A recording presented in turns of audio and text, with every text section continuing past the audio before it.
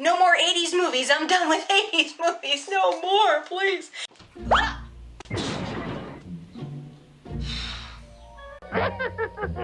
Very funny. Hey guys, and welcome back to yet another film review by The Clumsy Jedi. This one's technically not a film, but it was a TV special. I call it a film because my family has had it on videotape forever. This is the Hallmark Hall of Fame version of The Secret Garden.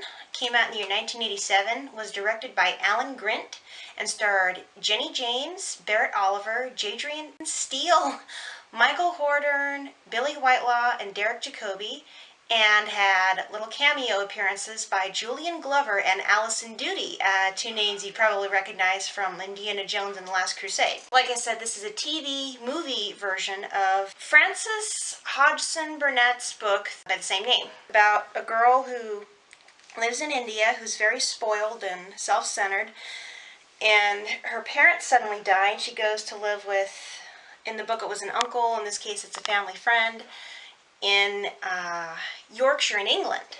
Over the course of the story, her character changes from a very selfish and mean little girl to someone who actually is nice and healthy and helps other people along the way.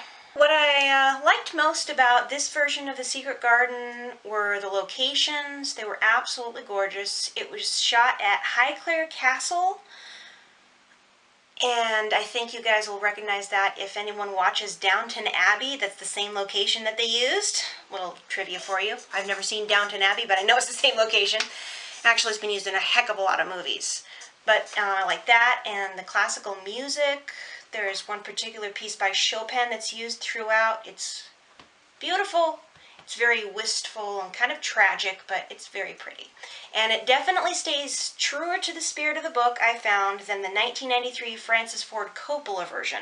That one had better acting, but with this one the story was better, so I have to rate this one better.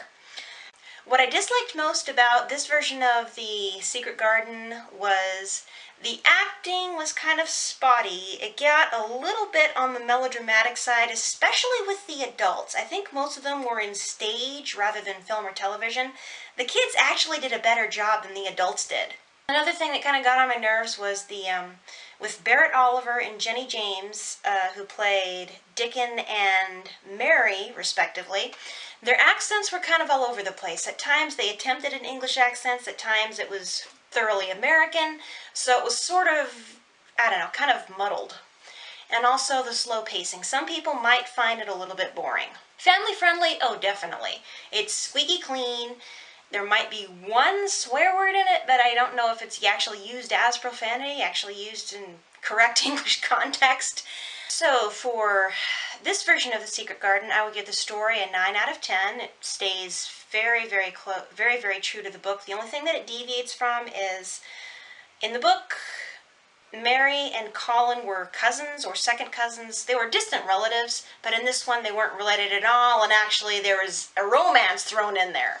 Who knows why? Acting, like I said, that was one of the special's weak points, so I would give that a 6.5 out of 10. The script, it was not terrible, not great, so that one gets a 7 out of 10.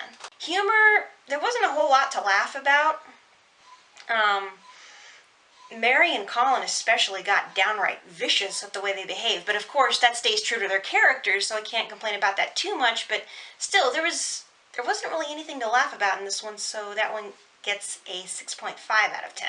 The music, it was beautiful. The arrangements were done very well.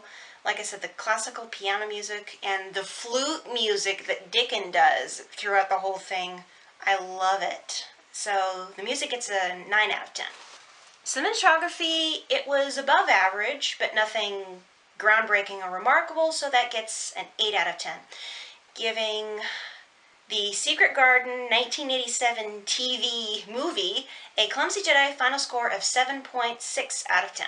I'm not going to review the 80s movie that I was planning on because, to be honest, I am sick of 80s movies. I don't care if I never do another one again after I'm done with this current list.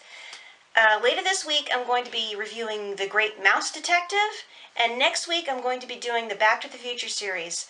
But as far as 80s movies go, after Back to the Future, no more. I mean, I might review something that was made in the 80s as part of a different list, but until next time, this is the Clumsy Jedi signing off. Bye, guys.